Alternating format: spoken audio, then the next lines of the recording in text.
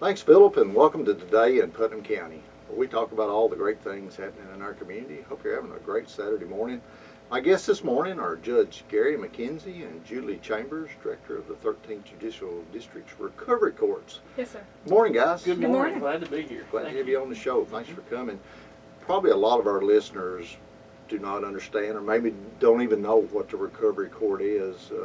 I thought we would educate them this morning, and Sure. it plays a very large role in our alcohol and drug problem that we have going on in our country. So, Absolutely. and y'all are involved in it in a day-to-day basis. So, let's start out. Okay. What is the Recovery Court?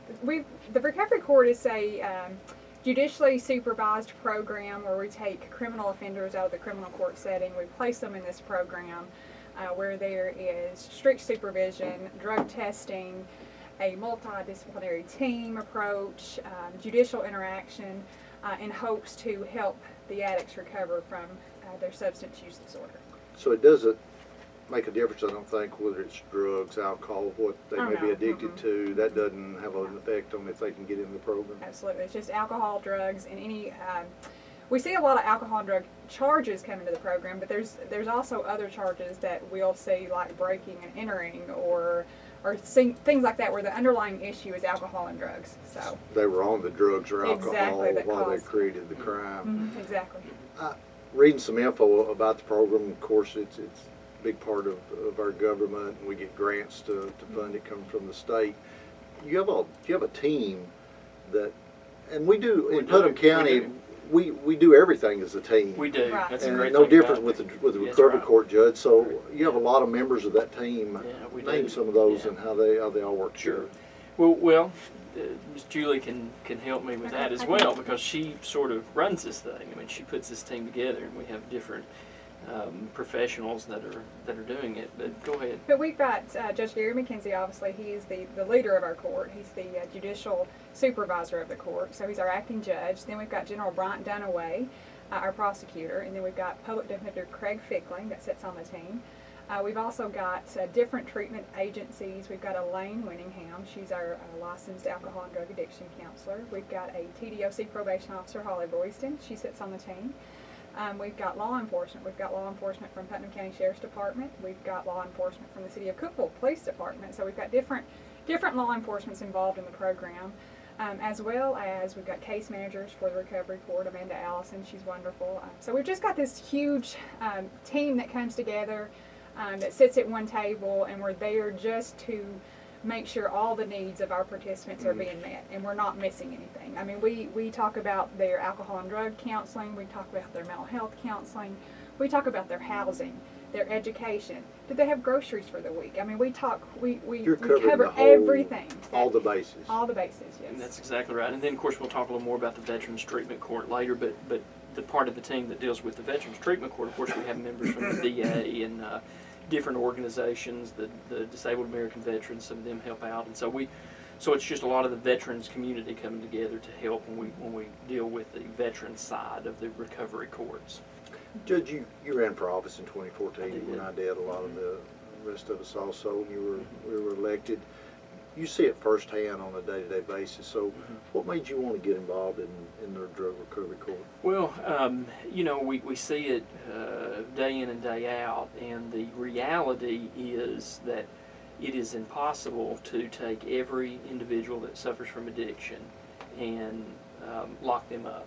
I mean, that's just... Jail's not the answer. No, it's not. It's not. Not only is it not the answer, but from a financial standpoint, as you know, as I know, and the things that we've been dealing with Right. here just recently about what is the cost and the price to that, and so, and it's just not feasible. It's not something that we can, from a fiscal standpoint, it's not something we can do. And so, what is the alternative to that is successful?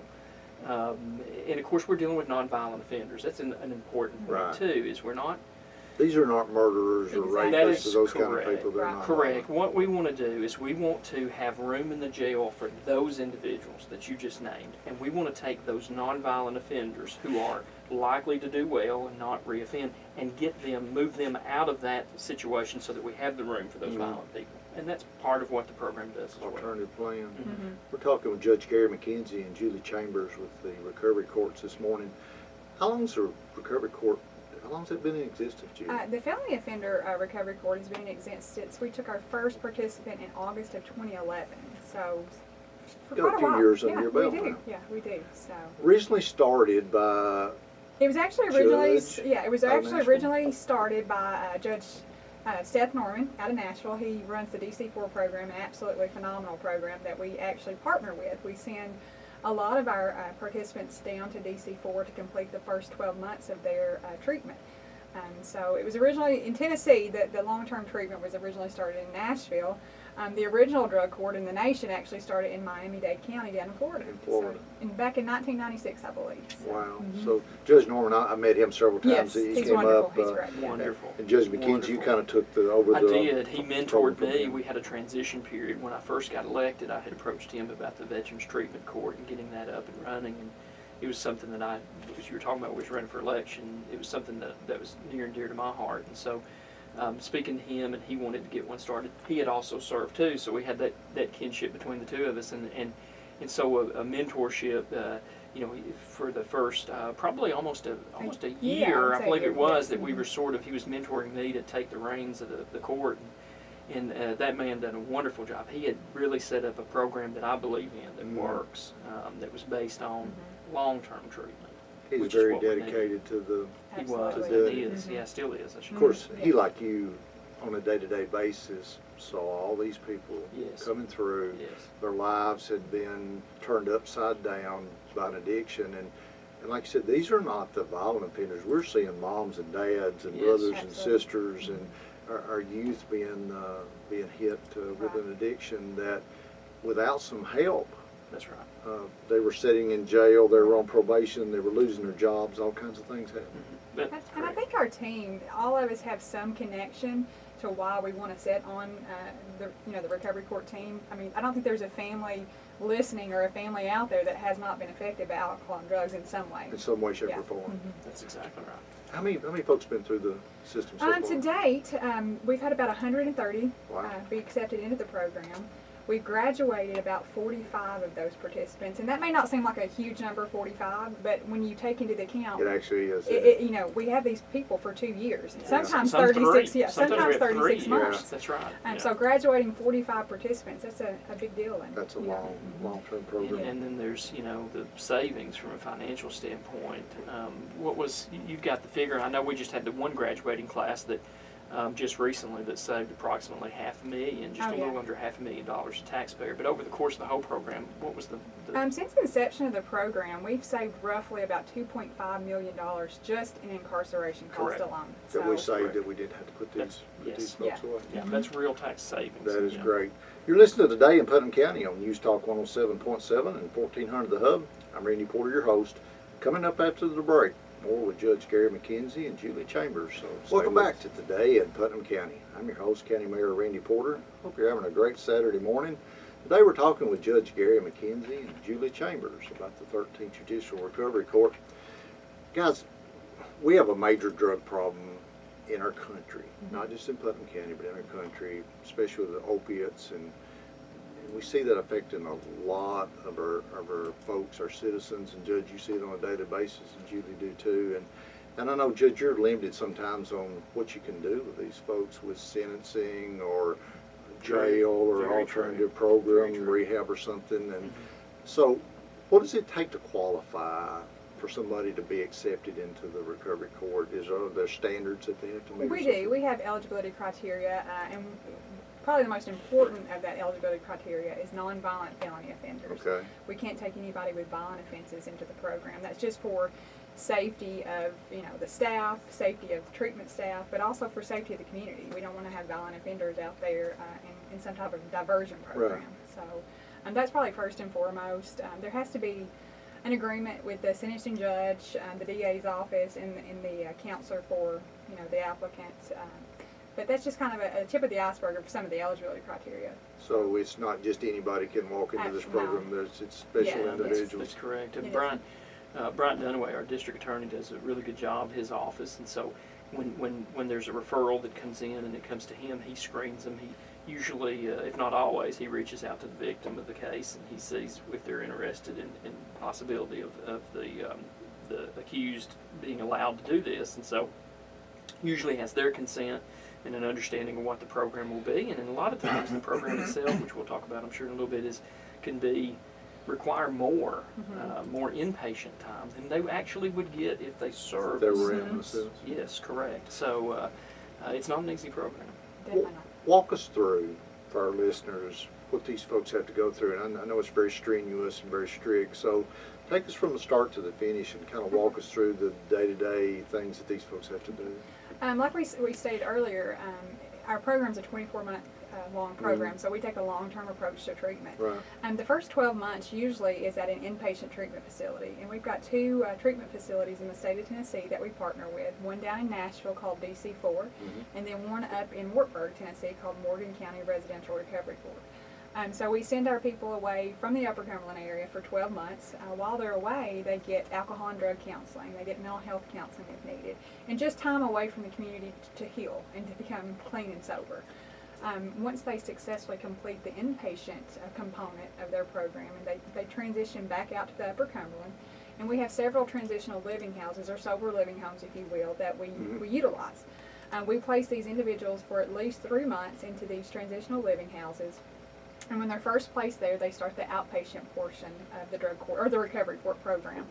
And that's where our work here in Cookeville really begins. We start do an alcohol and drug screening with the participants 2 to 3 times per week. Wow. Per week, yes. And most, I dare to say, most people on probation get drug tests maybe once every couple of months. Yeah. Maybe. So, yeah. Yes. So we're 2 to 3 months, even on weekends. Our staff even works on weekends, days, So they nights, never holidays. know when this is going to be happening. They're Exactly, being right. told. It's very random. So, so we have, drug screening 2 to 3 times a week. They have to do alcohol and drug counseling on an outpatient setting. So we've got our own licensed alcohol and drug addiction counselor in office. And so they meet with her 3 days each week for 3 hours each day. So it's a lot of counseling. We hook them up with mental health counseling if they need that. So we require them to do NA and AA sobriety meetings. They have to go to those several times a week. And they have to meet with their probation officer, their case manager as directed, community service work. They have to obtain employment. If they're not going to work, then they have to be enrolled full-time in school, so one or the other. So it's very intensive and very strict, that we hold them accountable to very high standards. So. And they'll appear in court and get back, and we have we get them a job and do all these things. They will appear actually in court every other week. So every other week at the end, after I'm finished with all of my docket and everybody's done, that in mid or late afternoons, we'll come together with them and hold court and call the docket, and then I'll interact with them and get reports, and the team will meet the staff and see how they're doing. And so it's we have good visibility of where they are and what they're doing. And so that's why I tell a lot of people, this is not a get out of jail free. It's not an fact. easy thing. No, we have actually had individuals that started the program, and once they got in it, they got back in front of me, they said, you know what, send me to prison. Send me to jail. I'd rather just go do this, it's easier. And if that's the case, then certainly they don't need to be in our program, and I'm more than happy to oblige them and send them. But having said that, the truth is, this is, like I said, there's a lot of personal responsibility in this program. Well, we think that's why it's successful.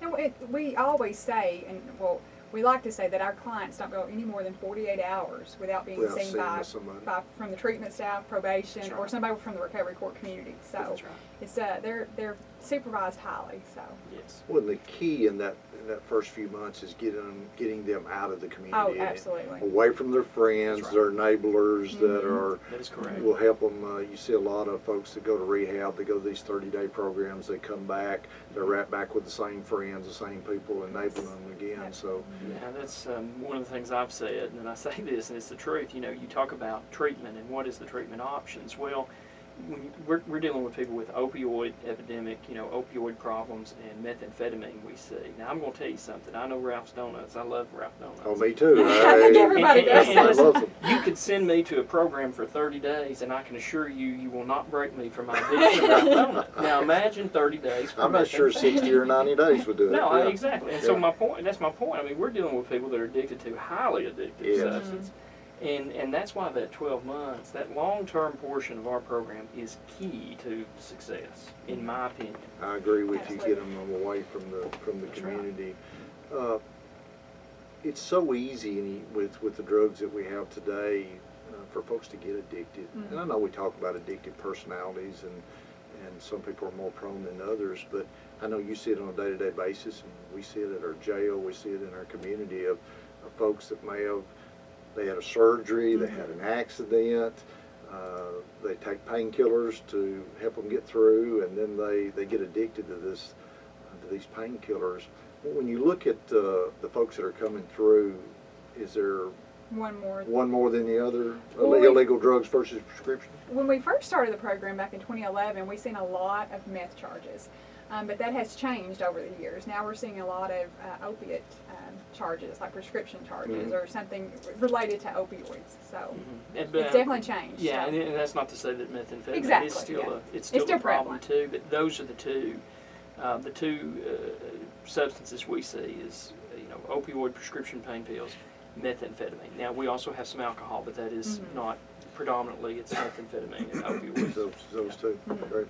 You're listening to Today in Putnam County on News Talk 107.7 and 1400 The Hub. I'm Randy Porter, your host. Coming up after the break, more with Judge McKenzie and Julie, so please stay with us. Welcome back to Today in Putnam County. I'm your host, County Mayor Randy Porter. Hope you're having a great weekend. Talking with Judge Gary McKenzie and Julie Chambers this morning about the 13th Judicial Recovery Court. We've been talking about the Recovery Court, the folks that you see, the drug and alcohol issues that we have in our country, and how that this helps with those. Your program's been very successful over the last several years. Is there one thing that you can just put your finger on that you can say, this is why we think we're so successful? I think that would have to be the long-term approach that we take. Like I was saying earlier, when we first started the program, we took the outpatient approach, and it was more of a shorter-term treatment. But after a year of doing that, we failed. We were failing. It just wasn't working out. And so we changed to doing a long-term approach on the front end, followed up by the outpatient approach, and that's when our numbers turned around drastically. So, and you just can't take somebody that's been using meth or opioids for 10 years and heal them in 14 overnight. days or 28 days or whatever. Right. It's going to take at least a year out of the community to get them kind of in the right frame of mind. So. You started a new program recently with our veterans, and of course, I know you feel the same way I do, that they're very precious to us. And I think most of us have either served in the military, Correct. Gary, or you've had family that have, and so tell our listeners a little bit about that too, about how you're helping the veterans with this recovery court. Well, of course, I had served in the military, and one thing that a lot of people, if you're in the military community, you realize, and I know you do as well, but one thing is we have a really high population of veterans in this area. We do.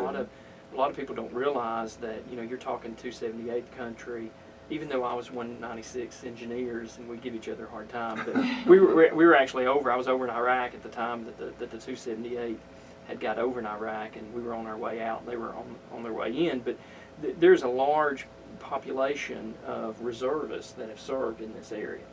And one of the things that I saw from my experience when coming back was I had a lot of friends even that had suffered and struggled with PTSD, depression, anxiety issues when they got back, and that led, that leads to some addiction issues, whether it be alcohol, and we saw also a lot of domestic issues they were having with their loved ones and friends. And so the idea behind that program is like, look, here we have these people. We know they're good citizens. In fact, they're the best citizens you can ask for, right? Because they're willing to go overseas and put their life on the line for the country. And so here they are, and they come back, and then they get, they're struggling with these issues, and they find themselves in the justice system. And I cannot imagine another person that deserves a second chance than those individuals. I agree. And so that's what this program does, is it tries to divert them out of the system. Our team and our staff, working with the VA, we help discover and figure out what is that underlying problem. And we address that problem, and when we fix that, we find those veterans, you don't see them in the system anymore. That's great. Yeah, it's a wonderful program. We've got such good people helping us. Larry Redwine, he was a former commissioner, county commissioner here, works with the DAV. He's one of our mentors. I can't say enough about him, but But these are just individuals that we come together, and I cannot think of a more deserving population than the veterans. Absolutely. PTSD, had other guests, we talk about it, it's happening with our children, it's happening with our soldiers, it's happening to our normal citizens. When that happens, they have those events that happens in their life, and a lot of times they try to self-medicate, don't they? That's exactly right. You see that in court? Exactly, yes, that is exactly. And you know, alcohol seems to be more of the substance. When we look at our veterans, we will see a larger amount in alcohol, whereas just the civilian population, we see, you know, methamphetamine, opioids, and so. But yes, we see a lot of that where they're self-medicating, and our goal is to address that underlying issue. When you address that, the other problem takes care of itself. That's correct. Well, and when they're self-medicating themselves, a lot of times they're embarrassed to go to a doctor to get meds, prescription meds that they actually probably need to be on for the PTSD. So they try the self-medication, they get addicted to one of these bad drugs, That's correct. and then that causes them to wind up doing something that they normally would have never done. Right. So this gives them an avenue to come back, as we say, repent of your sins and, That's right. and start a new life. Absolutely. Absolutely. Are you seeing the success with this that you're seeing with the regular We recovery are. program? This program started in April of 2015, and so it's fairly new. But we've admitted about 30 participants, I think, to the program. And since inception of the Veterans Treatment Court, we've graduated about 8 from the program. So we are seeing, and one of those 8 has, you know, went back out and committed a new crime or a violation of probation. But that's still pretty good. That's you know, still a great yeah, success yeah, rate. great isn't it? success rate out of the 8. So, but yeah, it's set up very similar to the Recovery Court in that that we wrap around, you know, all the services that we have for the Recovery Court with the veterans, but also with the veterans, there's a lot more services that we can utilize. Right. You know, there's the VA out there that's, you know, standing behind us, ready to provide any type of services they can for our veterans. So, Going back to that team effort, isn't it? yes, absolutely. Where There's definitely a everyone team comes effort. together. Yeah. And when you have the prosecutor and the defense attorney and the judge and you, Julie, and all your people and everybody coming together, that's a great thing. Yeah. It's refreshing to see Bryant Dunaway, the DA, and Craig Fickling, the PD, in a room together in front of me, and they're not arguing. They're not. And That's a they're- great thing. Hey, listen, That's a success in I itself, go isn't it? home and I'm very happy. Well, y'all do a great job, and I appreciate what both of you do for our community with this program, and I wish you the best you. success Thank you. in the world with this. Thanks for being on the show today. Thanks for having Thanks us. for having us. Judge Gary McKenzie and Julie Chambers this morning on Today in Putnam County. All right, it's time for What's Happening, part of the show where I tell you about some of the special events going on in our county. Monday, June the 10th at 7:30 p.m. we have the Coupal Community Band Concert in Dogwood Park, sponsored by the Coupal Leisure Services. It's free to the public. Wednesday, June the 12th from 1 to 2, the Baxter Library is having a special kids event featuring rock painting. It's free and the library is furnishing all the painting supplies, so take your kids by. Friday, June the 14th at 7:30 p.m. the movie night in Dogwood Park starts with this movie, Mary Poppins Returns, sponsored by the Coupal Leisure Services. It's also free for the public. Saturday, June the 22nd at 6 p.m. is the 2019 Summer Splash 5K starting at Dogwood Park. Proceeds go to benefit local cancer patients, and it's sponsored by Roland Media. Then we get into our 4th of July events. Yes, it's that time. Red, White, and Boom. We start out on Thursday, July the 4th at 10 a.m. with the Red, White, and Boom July Kids Parade. Go around the courthouse. Registration and lineup begins at 9 a.m. at the corner of Free Street in North Washington, and it's free. Thursday, July the 4th also, 10:30 a.m. following the parade, we have our patriotic ceremony on the west lawn of the courthouse. We honor some of our local veterans. We'll also be sponsoring a special lunch for them immediately following the patriotic ceremony. Also on Thursday, July the 4th, starting at 5 p.m. at the fairgrounds, Red, White, and Boom. Free concerts with Jake Hoot and the Smoky Knights, bounce houses and games for the kids, food trucks, and fireworks begin at 8:45.